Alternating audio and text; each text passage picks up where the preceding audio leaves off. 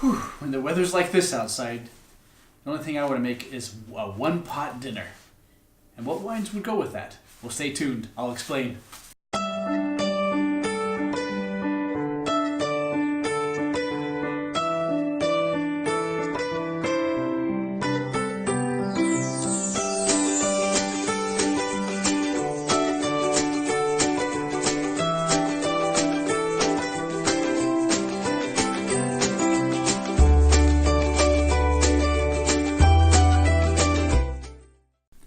Welcome to this week's episode, and we're deep into winter, and it's so cold. And so it's nothing like a really comforting one-pot meal to just sort of warm you all the way through and help get you through the week. But what wines would go well with that? Well, in this week's episode, I picked 3 simple wines to go with 3 very simple one-pot meals, and I'm going to include the recipes for ones that I think you would like. And I think it's just sort of perfect for this time of year. And all of these wines I looked at for this week's episode, you can get at the grocery store. So again, very simple, hearty fare, and easy to find wines at your local grocery store. So no need to go out into the snow or the ice or the frigid temperatures to go to a fine wine retailer to find these wines. You don't need to. And then stay till the end, and I'll tell you about an experience I had in Kyoto, Japan, over a nice hot pot meal, and learned a little something about snow. So stay tuned, I'll explain. So for our very first wine, it's a Pinot Noir from Burgundy, called a Bourgogne, and that means it's a red wine from the area in Burgundy, France. And I thought, this would be really nice to have with that very classic coq au vin, right? So it's really chicken stew, if you think about it, but with a lot of wine in it. And it's really nice, and I'll give you a recipe in the link below, and you can check that out. Or you probably have your own favorite chicken recipe that you want to use. Now you just substitute, maybe it's the wine you've been using for this Pinot Noir, or at least drink it with the Pinot Noir. It's really quite nice. A couple of things to point out is, back in the day, they would have never put Pinot Noir on a French label from Burgundy, right? It would really only say Bourgogne, or it would be maybe more specific on what village it came from in Burgundy. So it's kind of nice that they're helping us Americans and showing that it's actually the Pinot Noir grape. This is an excellent wine. If you haven't had a French Pinot Noir, I would love you to start with the Jadot. Really excellent winemaker. This facility where this wine was made only makes the Pinot Noir grapes, right? So they do so much of this that they only do Pinot Noir, and they do it very, very well. I think you're going to find that has a nice acidity to go with that coq au vin. It is very pleasing. It's not too heavy, not too tannic, lots of cherry and cranberry notes, sort of a silky, smooth finish to it. A very nice, affordable French wine to have for your classic coq au vin that'll just help keep you warm on these very, very cold nights that we've been having lately. And I think this is just a wonderful chance for you to try Pinot Noirs. If you haven't tried them before, let's start here, and then we can talk about the ones from California and the ones from New Zealand, etc. So a very nice one for you to try if you haven't already. So for our second wine, I don't know about you, but I sure crave beef stews. So I thought, well, how about a nice hearty beef stew, but with a wine that doesn't overpower the beef stew and is a really nice complement to it. As you know, beef stews, they're not like over the top. And I don't want a wine that's over the top either. I want them to be in a very nice harmonious balance. So I went with the Chateau Greysac. It's from the Medoc region, and this one is mostly Merlot, which is odd because it's from the left bank and it's usually a lot of Cabernet Sauvignon, but this one is actually mostly Merlot. Again, the Merlot is that soft, well-balanced to go with our nice beef stew, and you may put carrots in your stew, or you may just leave it beef only. And I'm one of those people, I like at the very end to put in green peas. I think it really looks great, and it's something I kind of like to have. And I don't know about you, but lately I've been sort of omitting the potatoes, which I know sounds sacrilegious, But I've been trying to really watch my calories as much as I can because I'm on a pretty strict diet. And I've been substituting mashed cauliflower.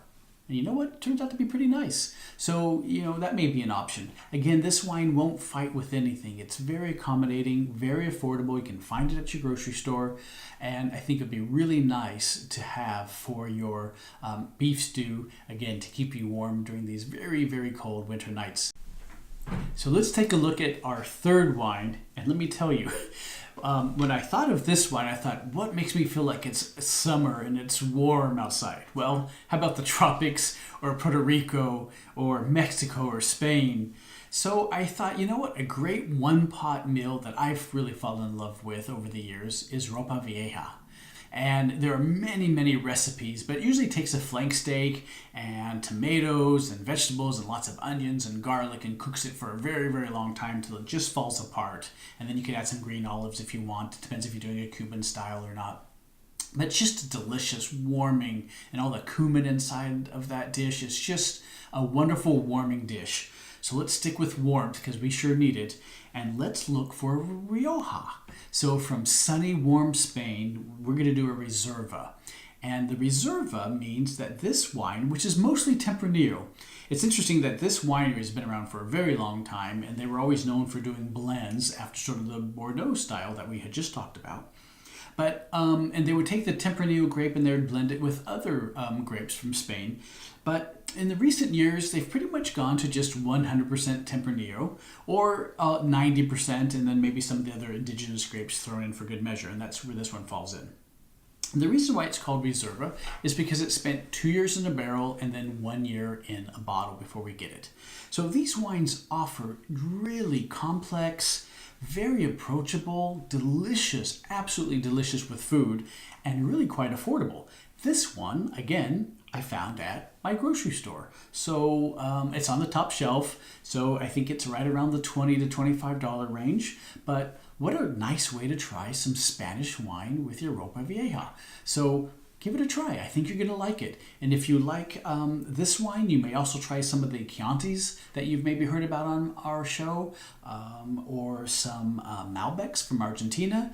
I think they're sort of similar in style, where it's a sort of medium-bodied. It does have some tannin. It is very dry, but not too extreme in any one of those areas. It's really quite approachable. I wouldn't recommend it if I didn't think it was approachable. So if you haven't had a Spanish wine, this is a very nice wine.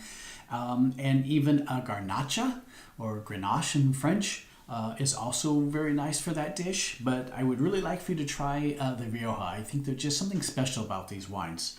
And I think it'll make a very nice complement to this dish. Well, I wanted to share with you a very personal story about when I was traveling with my wife and we were in Kyoto, Japan, and it was in winter time, and we were from California at the time, and we did not have the right clothes. But we were huddled up in this really beautiful, warm bar that served these wonderful, hot one-pot dishes.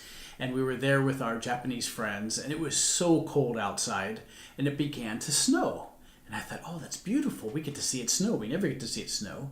And she said, yes, we call that button snow.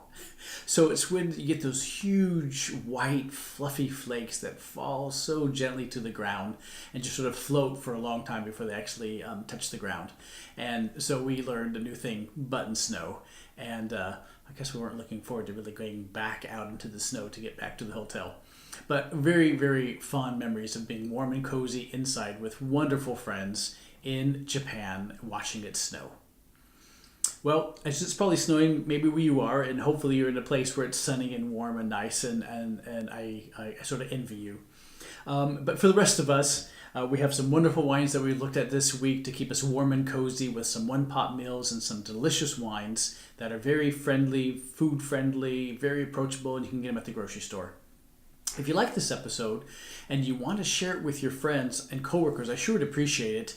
And I've noticed that it's been very tough for people to learn how to actually subscribe. They think it's going to cost them to subscribe to YouTube.